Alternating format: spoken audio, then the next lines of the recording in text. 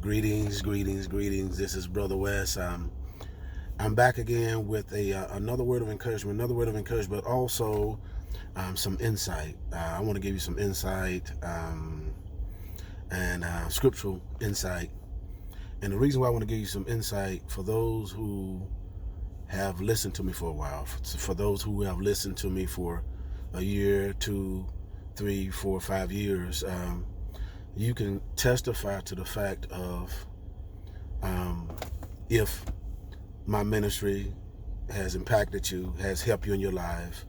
When you needed help, God spoke a word through me some kind of way, and that word was able to stabilize. That word brought a blessing.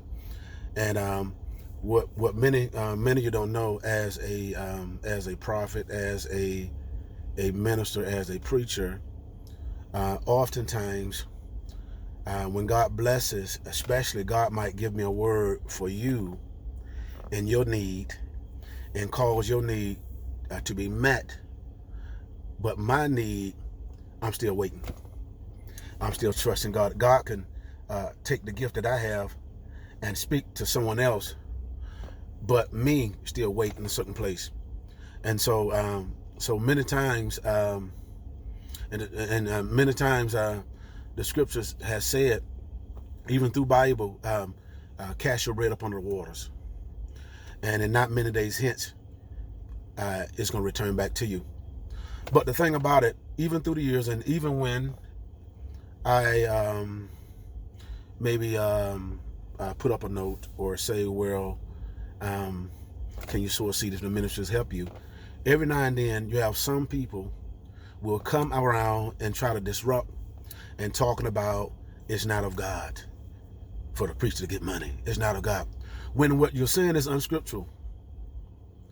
That's a demon. That's unscriptural. Let me give you some scriptures. Deteronomy 8:18 says that God has given us power to get wealth, that his kingdom might be established. That power to get the wealth, power is ability. It takes money in every business, every business is going to take support. When you build a church, it takes support. It's a collective thing. When you build a house, it takes support. It takes money. When you make a car, or when you go to the store and you want these shoes or you want this food, it all takes money. And so, check this out. In 1 Corinthians, it says that in 1 Corinthians 9, Apostle Paul, now you say that, many say that, well, the gospel is free. Yeah, well, the gospel is free. Salvation is free. But to live the life when you're chosen, there's a price to pay. That ain't free. And Apostle Paul himself, and it's in the Bible, he says that a laborer's word of his hire. The scripture says that to muzzle not an ox that treadeth forth corn. To muzzle not. In other words, to not keep that ox quiet. To not keep that ox quiet.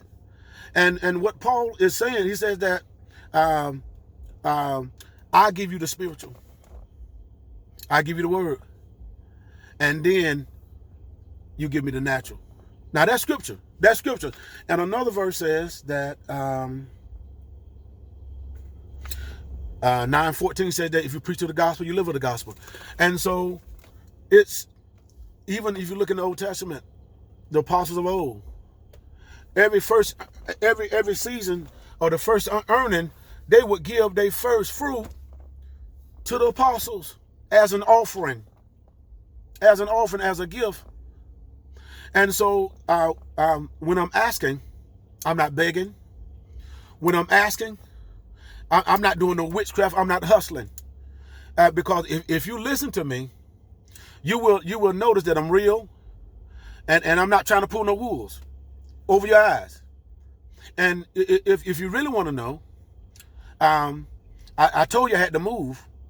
See, but yeah, I moved, but I had to move into a hotel. I had to move into a hotel because I'm still not working yet, still furloughed. Had lost my insurance, trying to get assistance to get a place. And so until we get assistance to get a place, we living by faith. And so as my wife is working her job, I'm doing what God has called me to do, is to preach the gospel. And so many times, God will give me a word for you, and I'm quiet, and I'm asking, I'm praying, God, remember me. God, remember me. So I will say, if my minister has helped you, and you really believe to support and to cause this gospel to be established on earth or to go forward. See, because they're pushing these rock artists, they're pushing these rap people, they're pushing these musical artists. They're investing money into them. They're investing money into people that are speaking mess, confusing people, all that. And I'm just talking Jesus. I'm talking about things that can help you. I'm talking about things that can deliver you, that God can deliver. And so I'm not worth being invested in. My minister's not worth being invested in if I'm giving what I have to you from my heart. And in return, if I even just put the thing up, if God speaks to you, sow a seed, but you get an attitude, that's a demon. That's a demon. The scripture says, cast your bread up under the waters, and not many days hence it's going to return. The scripture says, give, and it shall be given unto you, pressed down, shaken together, and running over, and shall men give unto your bosom. So God, all I had to do is give. And see, I know God has been speaking to people, but it's a matter of listening.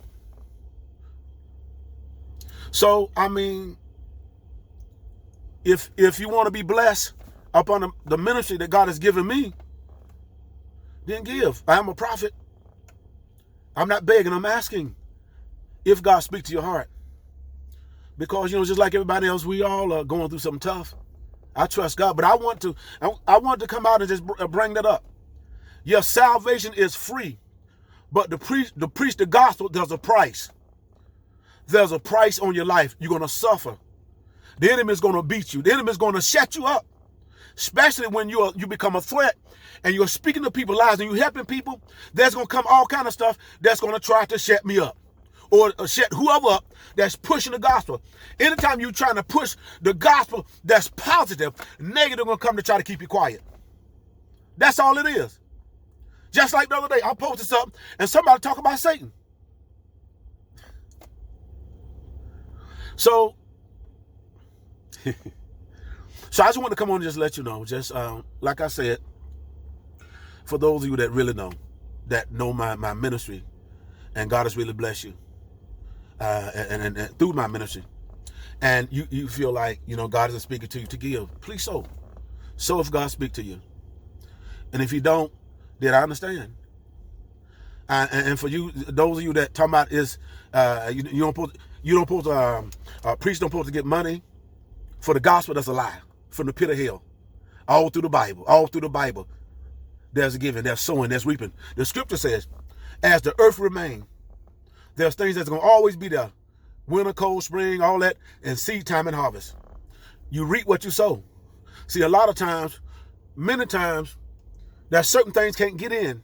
We can't receive certain things because we holding on to what we got because we're afraid. Well, if I hold this, then I'm going to do this. Just like the woman, the Shunammite woman. She had a little bit. It was a famine in the land. She had a little bit, and so she had said to herself, I'm going to bundle these sticks up, and I'm going to get this little meal, and I'm going to eat this, and I'm going to feed me, my son. We're going to eat this, and we're going to die. And so the prophet came, and God had spoke to him. The prophet said, you will not die. Bake me a cake first. And once she obeyed that word and baked that man of God a cake first, then you know what happened? Her pot never lacked. And I tell you, the scripture says, believe in the Lord and you shall be established. But if you believe in his prophets, you will prosper. Now that's scripture.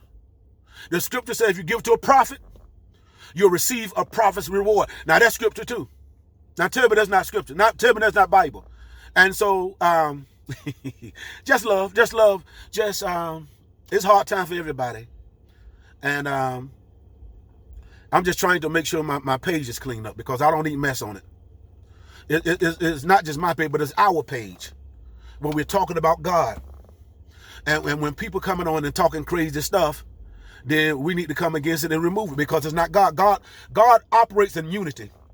He does not operate with division. God is not the author of confusion. And so we're going to keep it like that.